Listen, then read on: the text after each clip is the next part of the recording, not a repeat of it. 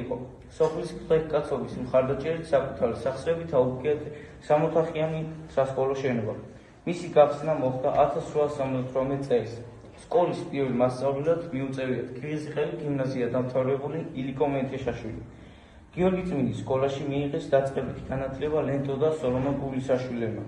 სკოლას დიდ ყურადღებას აქცევდა ქართველთა შორის წერა-კითხვის გამავრცელებელი საზოგადოება, რომელიც უფასოდ აგზავნიდა ქართული სახელმძღვანელოების და სხვა სახის ინვენტარებს.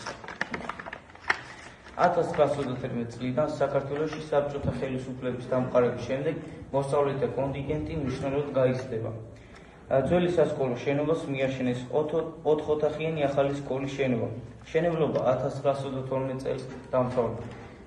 იმავე წელს 4-წლიანი სასწავლებელი გადაკეთდა 7-წლიან სკოლად. იმავე წლის 4-წლიანი სასწავლებელი გადაკეთდა 7-წლიან სკოლად. მოსწავლეები 7 კლასის დამთავრების შემდეგ სწავლას საგარეჯო საშუალო სკოლაში აგრძელებდნენ. 1952 წელს გიორგი წმინდის საშუალო სკოლად მოიხსენიება, რომელიც 1958 წლამდე არსებობდა. 1958 წლიდან კი ისევ 8-წლიან სკოლად გადაკეთდა. 1956 წელს აშენდა ახალი სასკოლო შენობა, სადაც მოსწავლეები დღემდე საშუალო განათლებას ეუფლებიან. სოფელი გიორგი წმინდა ერთ-ერთი უძველესი სოფელია გარე კახეთში. სახელწოდება გიორგი წმინდა მეოთხე საუკუნიდან მოდის. თუ რა იქა მანამდე სოფელს უცნობია.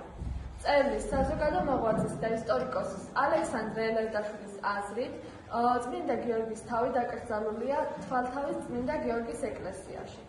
სოფლის სიძველესა და მოსახლეობის ძველ დასახლებაზე მიუთითებს მდიდარი არქეოლოგია.